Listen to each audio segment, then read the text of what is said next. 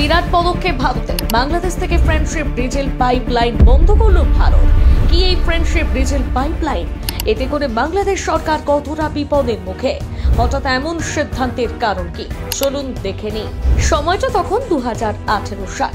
ভারত বাংলাদেশের সম্পর্ক আরো এক ধাপ এগোনোর লক্ষ্যে তৈরি হয় এক নতুন চুক্তি। সেই সময় ভারত সরকার নরেন্দ্র মোদী বাংলাদেশের তৎকালীন প্রধানমন্ত্রী শেখ হাসিনার সঙ্গে চুক্তি করেন। এই চুক্তি অনুযায়ী ভারত বাংলাদেশকে প্রতি বছর বিপুল পরিমাণ ডিজেল রপ্তানি করবে। এই চুক্তি বাস্তবায়িত করার কাজ শুরু হয় 2020 সালে আর বাস্তবায়িত হয় 2022 সালের জুন মাসে। আর এই চুক্তির নাম হচ্ছে Bharat Bangladesh friendship diesel pipeline. 2023 সালে মার্চ মাসে পশ্চিমবঙ্গের শিলিগুড়ি থেকে বাংলাদেশের দিনাজপুর জেলার পার্বতীপুর অবধি বিস্তৃত পাইপলাইন উদ্বোধন করেছিলেন দুই দেশের সরকার।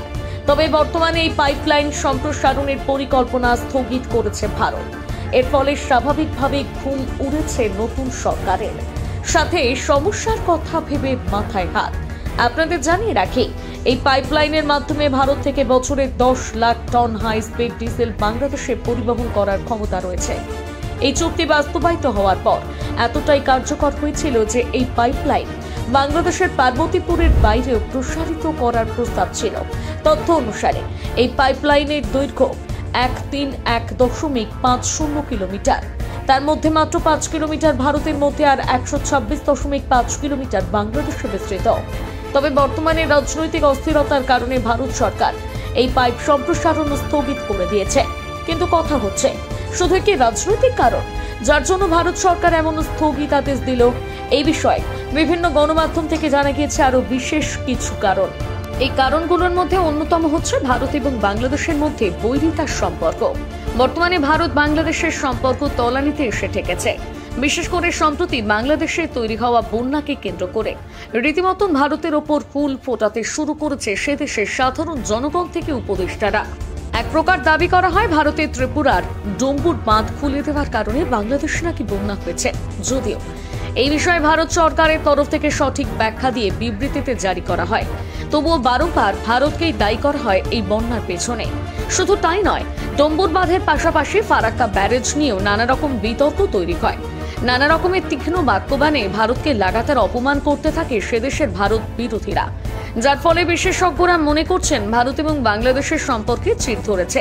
শুধু তাই নয়, শেখ হাসিনার ভারতের থাকা নিয়ে সেদেশের নতুন সরকারের উপদেষ্টারাও বিভিন্ন রকম ভাবে কটাক্ষ করেছে ভারত সরকারকে, যার পরিণতির ফল আজ এমন।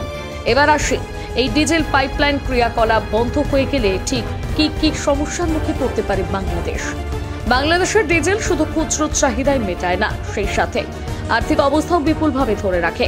কারণ বাংলাদেশ হচ্ছে বস্ত্র শিল্পের উপর নির্ভরশীল একটি দেশ। আর এই বস্ত্র শিল্পের জন্য প্রয়োজন পড়ে প্রচুর পরিমাণ জ্বালানি। আর এই জ্বালানির 80% যোগান দেয় ভারত ডিজেলের মাধ্যমে, যা সেই পাইপলাইন দ্বারা। ফলে স্পষ্ট বোঝাই যাচ্ছে, ভারতের এই ডিজেল পাইপলাইন সম্প্রসারিত স্থগিত হয়ে গেলে কিংবা ডিজেলের রপ্তানি বন্ধ হয়ে গেলে বস্ত্রশিল্পে বিরাট বাধা পড়বে। একই বাংলাদেশে এই সমস্ত কারণের জন্য অর্থনীতি ব্যবস্থা ধসের মুখে।